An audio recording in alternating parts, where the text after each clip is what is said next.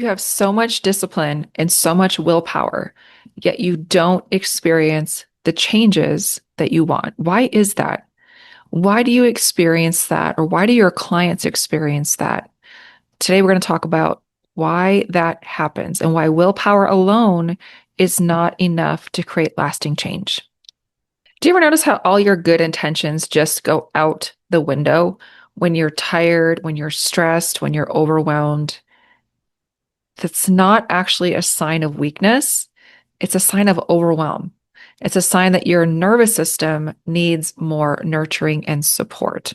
So here's a common example. So you decide, hypothetically, I'm not going to react like that anymore, right? Maybe there's something that happened, you overreacted, and you're like, I'm not going to react in that way anymore.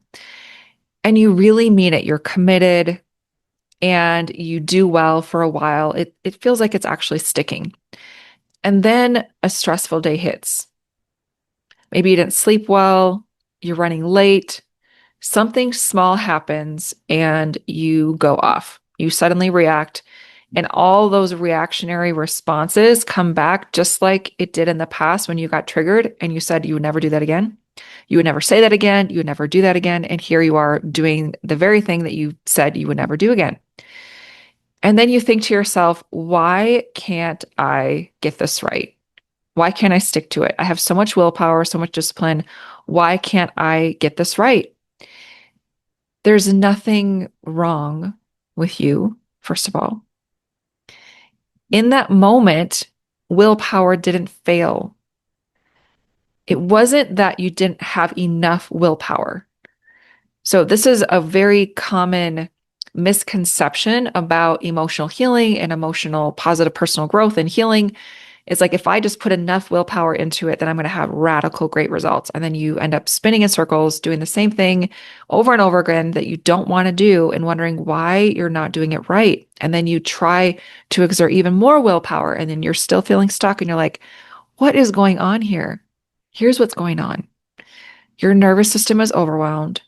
Any unprocessed emotions that are related to that very thing that you don't want to do or that thing that you want to do that you're not doing and you're not following through on, those haven't been resolved in your body physiologically. And your nervous system, when it gets overwhelmed, your bandwidth is so small that generally speaking, you're going to be reactive rather than responsive.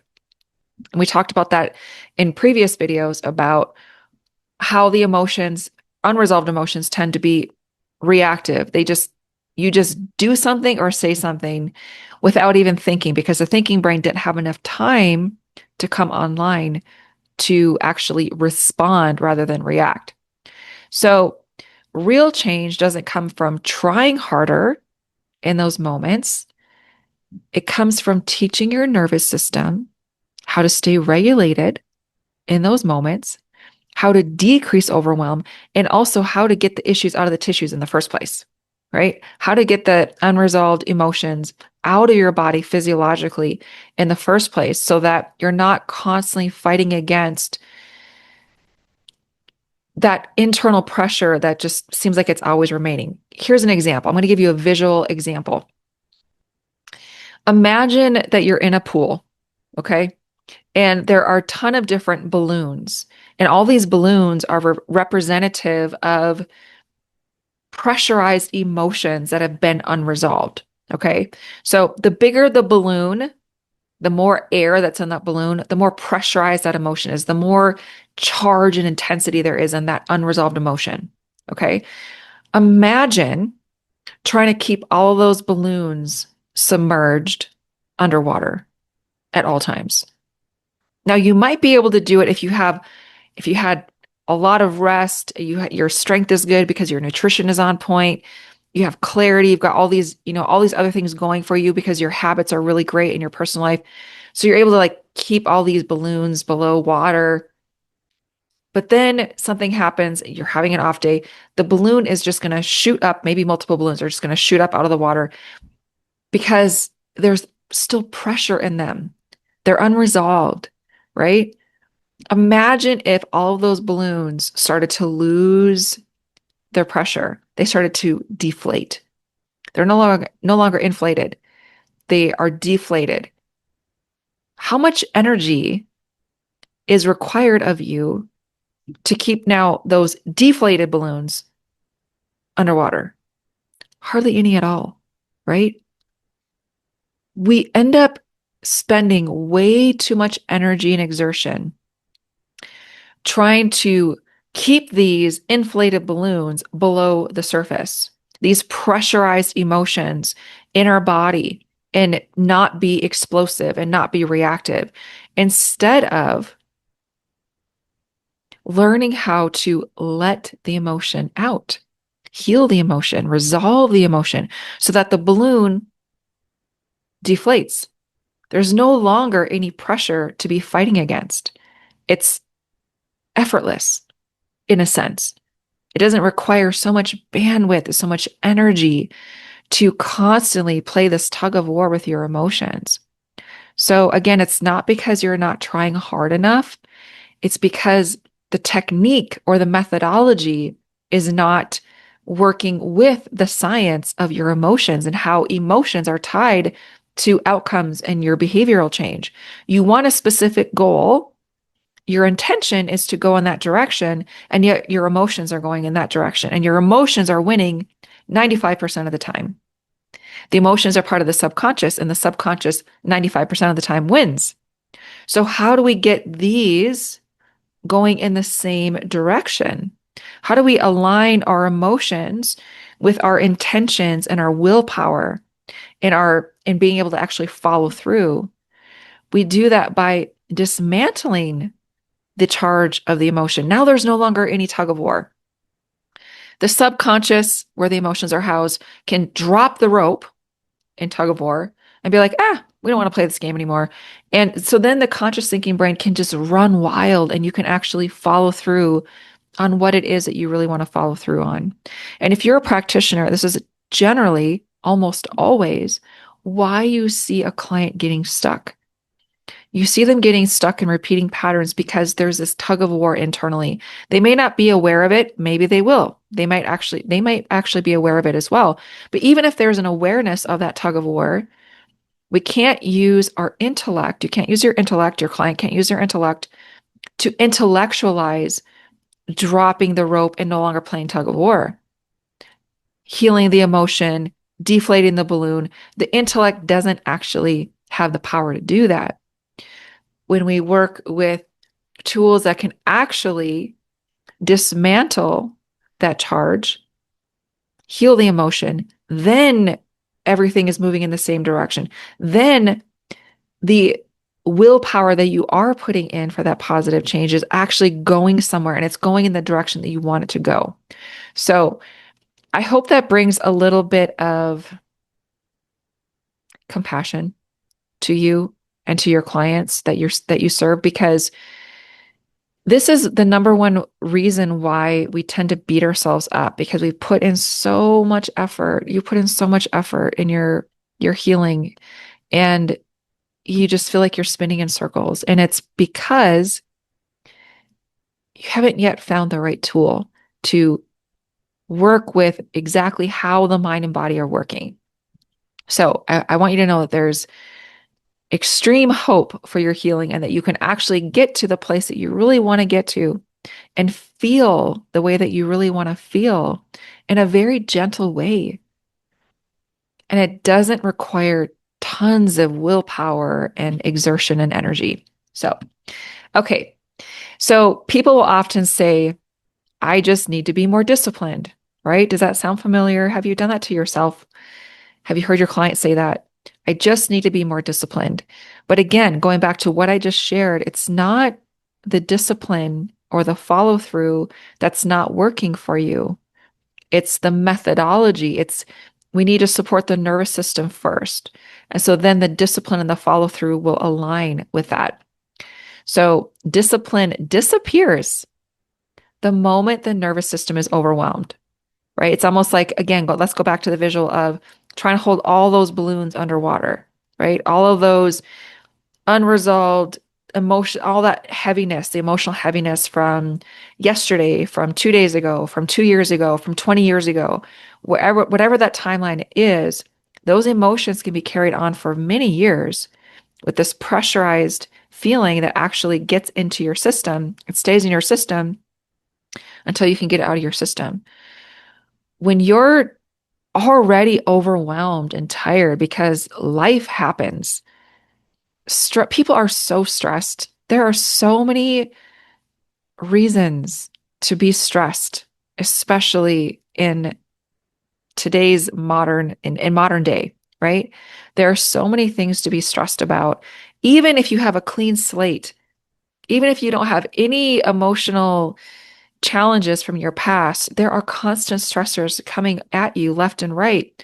So how can you expect to keep all those balloons underwater when you're tired, you're fatigued, you are so worn out from all the things, from financial pressures, from relationship pressures, from things happening at work, things not happening at work, difficulties with, actually getting the things that you really truly desire because there are so many different obstacles and roadblocks. The list goes on the pressures and the stressors that you might be experiencing, that your clients might be experiencing.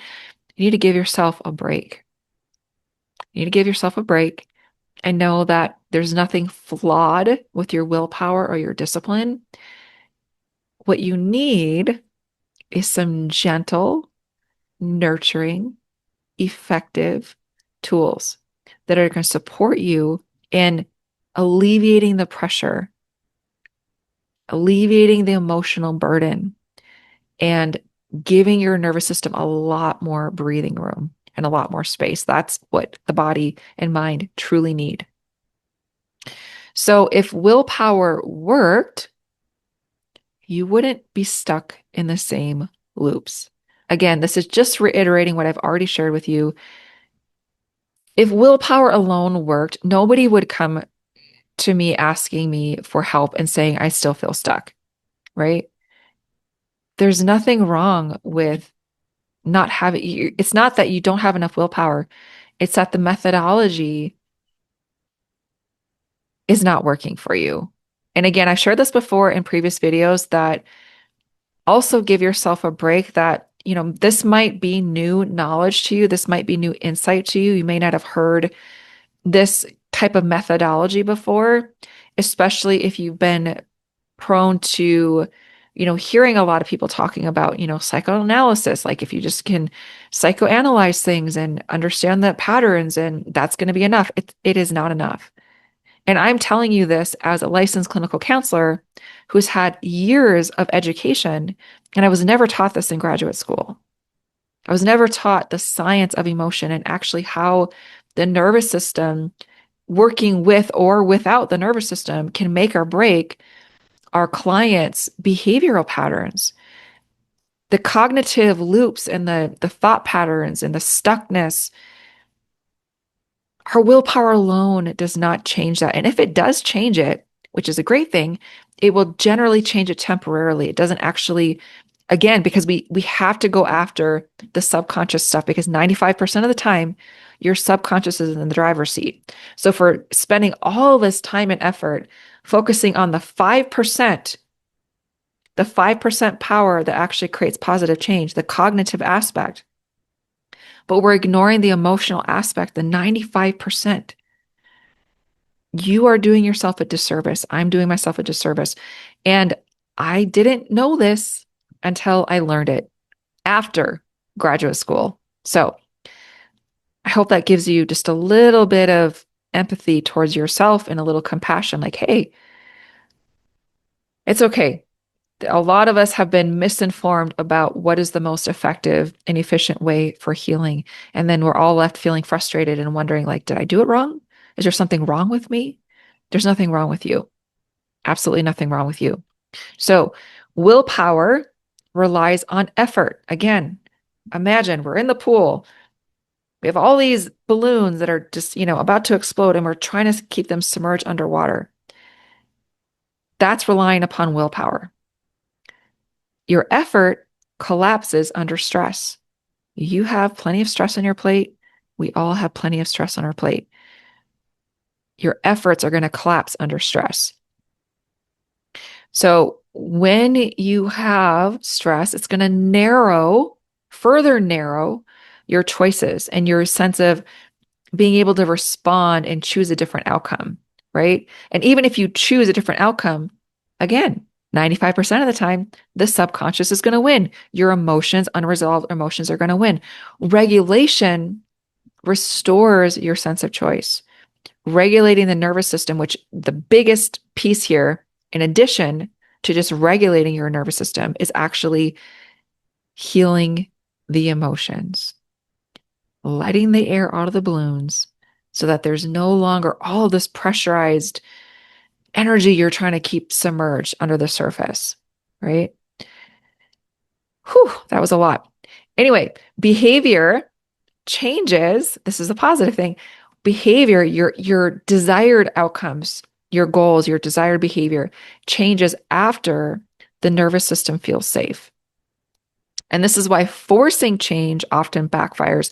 I talked about this in one of the previous videos. This was the primary theme of that, about your nervous system needs to feel safe in order to actually create that positive change. So for example, when you go to a healer or a therapist or a practitioner and you don't feel heard, as an example, maybe you've gone to a doctor, right? And you don't feel like they're really authentically and sincerely caring. You feel like they're dismissing you. Your nervous system is not going to feel safe, right? And the same is true for emotional healing. So your behavior changes when the nervous system feels safe. And that real change is physiological because your emotions are physiological. So when the body settles, new responses become available. Positive outcomes, your desired outcomes become available when you can let go of that physiological emotional charge. And we're going to get into how to do that. And here's one tool that can actually help significantly. This is a fantastic self-help tool. This has helped so many of my clients and also other practitioners. So if you're a practitioner, use this for yourself because, hey, you've got stress too. We all do. And then share this with your clients. Teach your clients how to use this tool. This is so helpful in regulating emotions and just giving your nervous system more spaciousness, more breathing room, and less overwhelm. So anytime you're experiencing difficult emotions or any kind of stressor, emotional stressor, use this tool. I'll leave a link in the description below.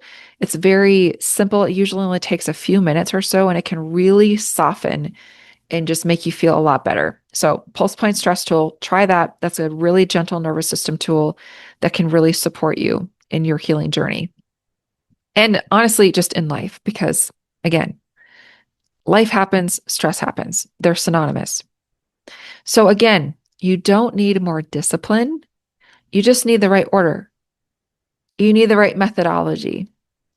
Getting the issues out of the tissues first is going to be monumental and and then so much more supportive for the discipline that you do have and the willpower that you do have in your life. So here's a recap. Willpower collapses under stress. Regulation restores choice and it restores desired outcomes. It restores positive outcomes, right? Change becomes sustainable when the nervous system leads, not the intellect. The intellect is part of the process, right? It creates the awareness. It's the doorway that opens and leads us to resolution. But by itself, it actually doesn't resolve emotional hurts and pains and things that are keeping you stuck. And then lastly, try the pulse point stress tool. Use that as a daily self-hygiene, like emotional hygiene tool to help you dismantle that feeling of overwhelm, to just, create again, more spaciousness in your mind and your body and to process difficult emotions.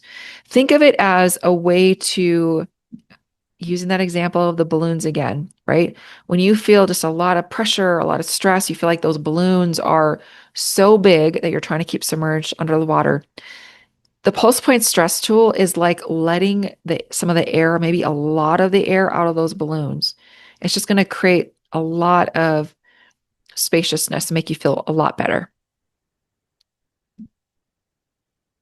And then up next, I'm going to be talking about why emotional healing doesn't, keyword doesn't, require repeatedly reliving the emotional pain of your past. You do not have to keep reliving repeatedly the emotional pain of your past in order to be set free, in order for emotional healing to take place. I hope this video has been helpful. If you have any questions or comments, please leave that in the comments below, and I look forward to seeing you in the next video.